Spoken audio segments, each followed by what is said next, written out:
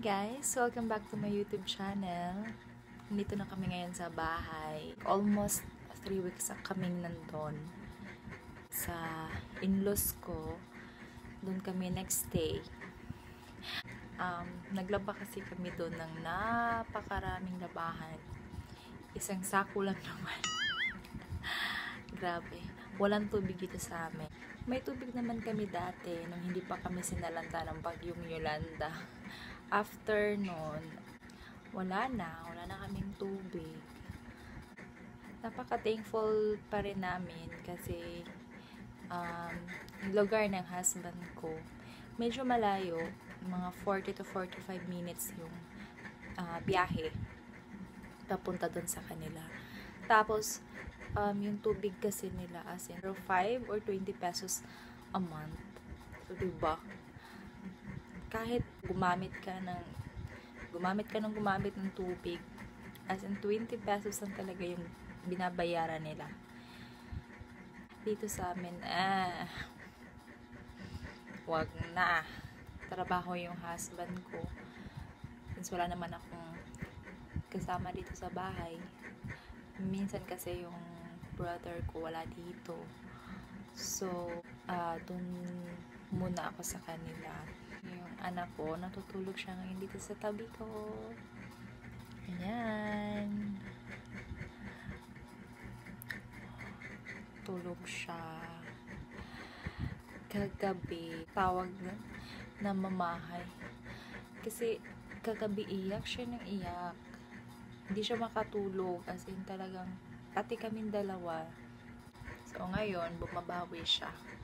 Wala naman ako masyadong ginagawa dito ngayon sa bahay. Kaninang umaga, naligo kami doon pumunta kami doon sa bahay ng ate ko kasi meron kasi silang puso ba yun? Yung bumba. Doon kami naligo kanina. Tapos, si baby naman dito sa bahay. Hirap ang tubig.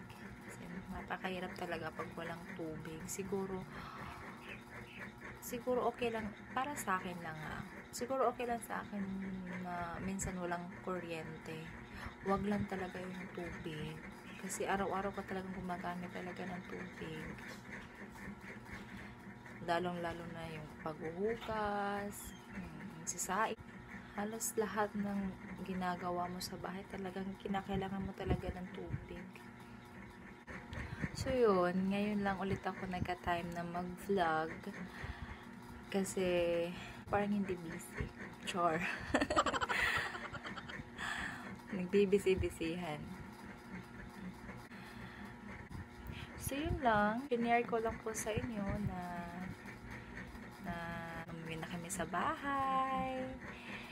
Namiss ko yung bahay, namiss ko yung surroundings namin, namiss ko yung walang tubig. Syempre, namiss din nila mama, saka yung mga kapatid ko, yung si baby. Masaya doon sa kanila kasi malapit lang kasi yung lugar nila sa dagat. Anytime kung gusto mong maligo, talagang pwede. Tapos merong tuburan kasi doon sa kanila.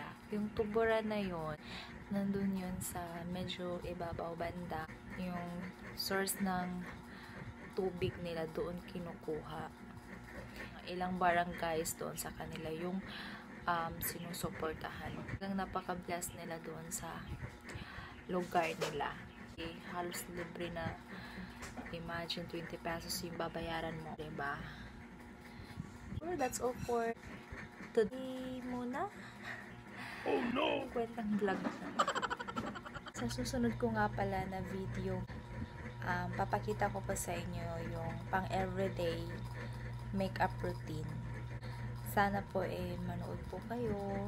If you guys enjoyed watching this video, just give this video a thumbs up and don't forget to subscribe sa mga hindi pa po nakasubscribe. I'll see you guys on my next vlog.